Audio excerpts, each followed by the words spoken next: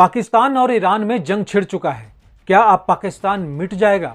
और क्या ईरान ने पाकिस्तान पर डॉक्टर एस जयशंकर के कहने पर ही एयर स्ट्राइक किया? ऐसा मैं क्यों कह रहा हूं, ये आपको वीडियो में आगे पता चलेगा। देखिए, ईरान ने भारत की तरह ही कई बार पाकिस्तान की सेना और आतंकी संगठनों को सीमा पर ही मुंहतोड़ जवाब दिया है, लेकिन यह पहला मौका है जब ईरान ने 17 जनवरी को पाकिस्तान में घुसकर भारत की तरह ही हमला बोला है, एयर स्ट्राइक किया है। 16 जनवरी यानी सोमवार को ईरान ने सबसे पहले इराक और सीरिया पर मिसाइल हमले किए। इराक के अरबिल में 10 ठिकाने और सीरिया अलेप्पो में ताबड़तोड़ मिसाइल से हमले किए। अगले ही दिन यानी कि 17 जनवरी को पाकिस्तान के कब्जे वाले बलूचिस्तान पर मिसाइल हमले किए। और मजे की बात यह है कि ईरान ने पाकिस्तान पर यह मिसाइल हमला उस वक्त किया जब दावोस समिट में पाकिस्तान के पीएम अनवर उल हक और ईरान के विदेश मंत्री हुसैन अमीर अब्दुल्लाहियान हाथ मिला रहे थे। इतना ही नहीं, हरमुज स्ट्रेट में पाकिस्तान और ईरान की नौसेनाएं ज्वाइंट युद्धाभ्यास कर रही हैं और दोस्ती के प्रदर्शन के इन्हीं तस्वीरों के बीच पाकिस्तान की जमीन पर ईरान ने मिसाइल स्ट्राइक कर दी। इस हमले ने दोनों इस्लामी देशों के बीच टेंशन बढ़ा दिया है। साथ ही एक बार फिर साबित हो गया कि पाकिस्तान का एयर डिफेंस सिस्टम बेहद ही कमजोर है। वैसे देखें तो पाकिस्तान से पहले ईरान ने अमेरिका और इजराइल को सीधी चुनौती दी है, क्योंकि 16 जनवरी की सुबह ईरान ने इराक के इरबिल में इजराइल की खुफिया एजेंसी मोसाद के हेडक्वार्टर्स को तबाह किया और इसके साथ साथ इरबिल से 15 किलोमीटर दूर अमेरिका के हरीर एयरवेस पर मिसाइल हमले किए और इरबिल के अमेरिकी कॉन्सुलेट को तबाह कर दिया। इसके बाद पाकिस्तान के बलूचिस्तान प्रांत के पंजगुर शहर में जैश अल अदल के ठिकानों पर मिसाइल हमले किए। एक और मजे की बात यह है कि यह हमला तब हुआ जब भारतीय विदेश मंत्री डॉक्टर एस जयशंकर ने ईरान की यात्रा की थी। विदेश मंत्री जयशंकर की यात्रा और फिर ईरान के हमले को आपस में जोड़कर देखा जा रहा है।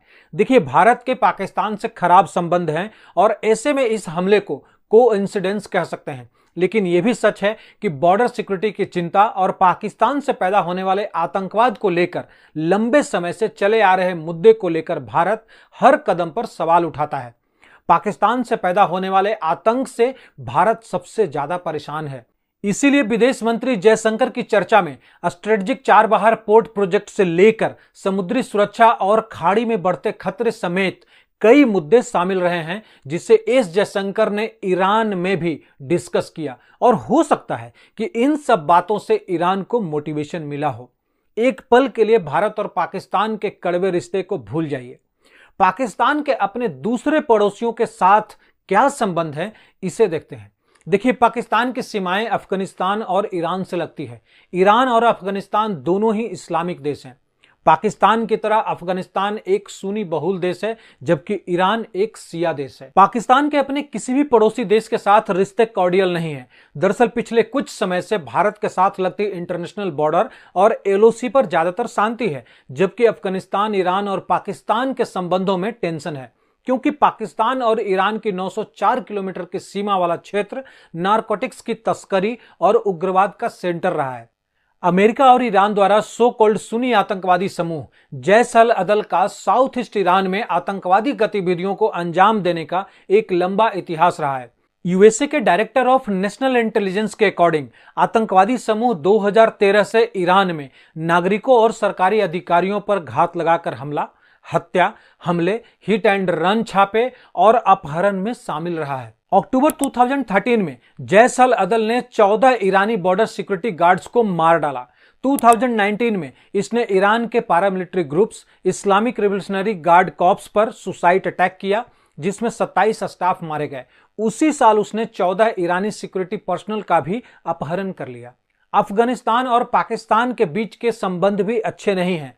तालिबान शासन से पहले भारत की तरह अफगानिस्तान भी लगातार पाकिस्तान से अपनी टेररिस्ट एक्टिविटी को बंद करने के लिए कहती रही है। भारत के साथ पाकिस्तान का रिश्ता, जिसे वह कट्टर दुश्मन के रूप में देखता है, भारत द्वारा 2019 में जम्मू और कश्मीर से आर्टिकल 370 हटने के बाद रिश्ते ठंडे से डंडे में बदल गए।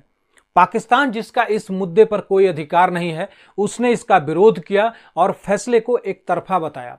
सीमा पार से घुसपैठ, ड्रोन से घुसपैठ और पाकिस्तान की ओर से फायरिंग की कुछ घटनाएं भी जारी रहती है, जिसके वजह से दोनों में संबंध अच्छे नहीं है। अगर पाकिस्तान और चीन की बात करें तो पाकिस्तान और चीन पड़ोसी देश नहीं है। एक्सपर्ट्स का मानना है कि पाकिस्तान की डेट प्रॉब्लम का एकमात्र कारण चीन है। दिसंबर 2023 में पाकिस्तान के acting minister of commerce and industry and production Gauhar Ijaz ने कहा कि चीन का पाकिस्तान को एक्सपोर्ट वैल्यू $20 बिलियन प्रति वर्ष है, जबकि पाकिस्तान का एक्सपोर्ट सिर्फ $2 बिलियन प्रति वर्ष है। एक बिजनेस रिकॉर्डर रिपोर्ट में कहा गया कि चीन ट्रेड इंबैलेंस के कारण पाकिस्तान के साथ फ्री ट्रेड एग्रीमेंट के साथ आगे बढ़ने को अब तैयार भी नहीं है। पाकिस्तान अपने पड़ोसियों के लिए जो खतरा पैदा करता है उसे 2011 में तत्कालीन अमेरिकी विदेश मंत्री हिलेरी क्लिंटन ने अपने एक कमेंट में कहा था कि आप अपने पिछवाड़े में सांपों को नहीं पाल सकते और उनसे यह उम्मीद नहीं कर सकते कि वे केवल आपके पड़ोसियों को ही काटेंगे। हिलेरी क्लिंटन ने कहा, आप जानते हैं, फाइनली वे सांप जिनके भी पिछवाड़े में होंगे उन पर हमला कर देंगे। दरअसल पाकिस्तान सांपों का एक ऐसा घोंसला बन गया है जिससे उसके पड़ोसियों के साथ रिश्ते खराब हो रहे हैं। वैसे भी आज आतंकवाद से सामना करने के लिए पूरा विश्व भारत के साथ एकजुट हो रहा है और आतंकवाद से सबसे ज्यादा परेशान भारत ही है, जिसे पाकिस्तान बढ़ावा देता है। आपको क्या लगता है, पाकिस्तान अब कितने दिनों तक नक्शे पर दिखाई देगा? नीचे कमेंट सेक्शन में जरूर लिखना।